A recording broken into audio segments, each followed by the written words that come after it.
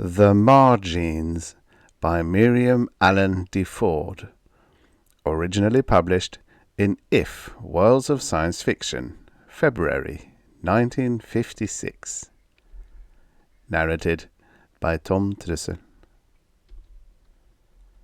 There is a small striped smelt called the grunion, which has odd egg-laying habits. At high tide, on the 2nd, 3rd, and 4th nights after the full of the moon from March to June, thousands of female grunions ride in on the waves to a beach in Southern California near San Diego, dig tail first into the soft sand, deposit their eggs, then ride back on the wash of the next wave. The whole operation lasts about 6 seconds.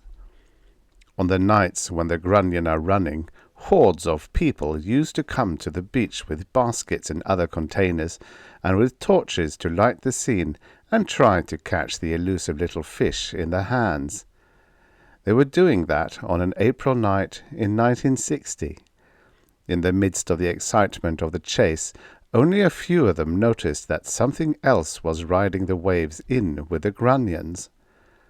Among the few who stopped grunion catching long enough to investigate were a girl named Margenes and a boy named Gene Towanda. They were UCLA students going together who had come down on Saturday from Los Angeles for the fun. "What on earth do you think these can be, Gene?" Marge asked, holding out on her palms 3 or 4 of the little circular wriggling objects, looking like small-sized donuts, pale straw in color. "Never saw anything like them," Gene admitted. "But then, my major's psychology, not zoology. They don't seem to bite anyway. Here, let's collect some of them instead of the fish. That dingus of yours will hold water. We can take them to the marine biology lab tomorrow and find out what they are." Margenes and Gene Towanda had started a worldwide economic revolution. None of the scientists at the university laboratory knew what the little live straw-colored circles were either. In fact, after a preliminary study, they wouldn't say positively whether the creatures were animal or vegetable. They displayed voluntary movement, but they seemed to have no respiratory or digestive organs. They were completely anomalous. The grunion ran again that night, and Gene and Marge stayed down to help the laboratory assistants gather several hundred of the strange new objects for further study. They were so numerous that they were swamping the fish, and the crowds at the beach began to grumble that their sport was being spoiled. Next night, the grunion stopped running, but the little donuts didn't. They never stopped. They came in by hundreds of thousands every night, and those which nobody gathered wriggled their way over the land until some of them even turned up on the highways, where a lot of them were smashed by automobiles, on the streets and sidewalks of La Jolla, and as far north as Oceanside and as far south as downtown San Diego itself. The things were becoming a pest. There were indignant letters to the papers, and editorials were written calling on the authorities to do something. Just what to do, nobody knew. The only way to kill the circular little objects from the sea seemed to be to crush them, and they were too abundant for that to be very effective. Meanwhile, the laboratory kept studying them.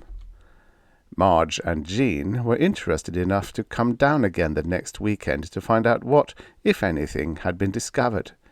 Not much had, but one of the biochemists at the laboratory casually mentioned that chemically the straw-colored circles seemed to be almost pure protein, with some carbohydrates and fats, and that apparently they contained all the essential vitamins. College student that he was, Gene Towanda immediately swallowed one of the wriggling things down whole as a joke. It tickled a little, but that wasn't what caused the delighted amazement on his face. "Gosh!" he exclaimed. "It's delicious!" He swallowed another handful. That was the beginning of the great Margene industry.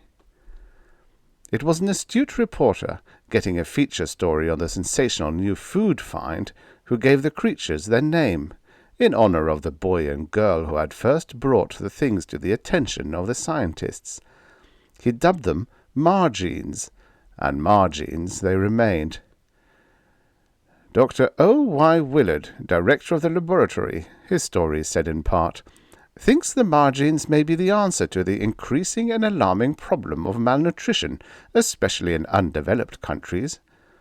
For decades now, he said, scientists have been worried by the growing gap between world population and world food facilities, over-farming, climatic changes caused by erosion and deforestation, the encroachment of building areas on agricultural land, and above all, the unrestricted growth of population, greatest in the very places where food is becoming scarcest and most expensive, have produced a situation where, if no remedy is found, starvation or semi-starvation may be the fate of half the earth's people. The ultimate result would be the slow degeneration and death of the entire human race. Many remedies have been suggested, Dr. Willard commented further. They range from compulsory birth control to the production of synthetic food, hydroponics, and the harvesting of plankton from the oceans. Each of these presents almost insuperable difficulties. The one ideal solution would be the discovery of some universal food that would be nourishing, very cheap, plentiful, tasty, and that would not violate the taboos of any people anywhere in the world. In the Margenes, we may have discovered that food. We don't know where the Margenes come from, the director went on to say, and we don't even know yet what they are, biologically speaking. What we do know is that they provide more energy per gram than any other edible product known to man, that everyone who has eaten them is enthusiastic about their taste, that they can be processed and distributed easily and cheaply, and that they are acceptable even to those who have religious or other objections to certain other foods, such as beef among the Hindus or pork among the Jews and Muslims. Even vegetarians can eat them, Dr. Willard remarked, since they are decidedly not animal in nature. Neither, I may add, are they vegetable. They are a hitherto utterly unknown synthesis of chemical elements in living form. Their origin remains undiscovered. Naturally, there was no thought of feeding people on raw Margenes. Only a few isolated places in either hemisphere would have found live food agreeable. Experiment showed that the most satisfactory way to prepare them was to boil them alive, like crabs or lobsters. They could then be ground and pressed into cakes, cut into convenient portions. 1 inch square cube made a nourishing and delicious meal for a sedentary adult, 2 for a man engaged in hard physical labor. And they kept coming in from the Pacific Ocean nightly, by the million. By this time, none of them had to be swept off streets or highways. The beaches, where for nearly a century throngs had gathered for the sport of catching grunion, was off bounds now. It was the property of California Margene Incorporated, a private corporation heavily subsidized by the federal government as an infant industry. The grunions themselves had to find another place to lay their eggs, or die off. Nobody cared which. The sand they had used for countless millennia as an incubator was hemmed in by factory buildings and trampled by margene gatherers. The whole beautiful shore for miles around was devastated. The university had to move its marine biological laboratory elsewhere. La Jolla, once a delightful suburb and tourist attraction, had become a dirty, noisy, honky-tonk town where processing and cannery workers lived and spent their off hours. The unique Torrey pines had been chopped down because they interfered with the erection of a freight airport. But half the world's people were living on Margenes. The sole possession of this wonderful foodstuff gave more power to the United States than had priority in the atomic bomb. Only behind the Iron Curtain did the product of California Margene Incorporated fail to penetrate. Pravda ran parallel articles on the same day, one claiming that Margenes, Brzeznyoya, had first appeared long ago on a beach on the Caspian Sea and had for years formed most of the Russian diet. the other warning the deluded nations receiving free supplies as part of American foreign aid that the Margenes had been injected with drugs aimed at making them weak and submissive to the exploitation of the capitalist imperialists.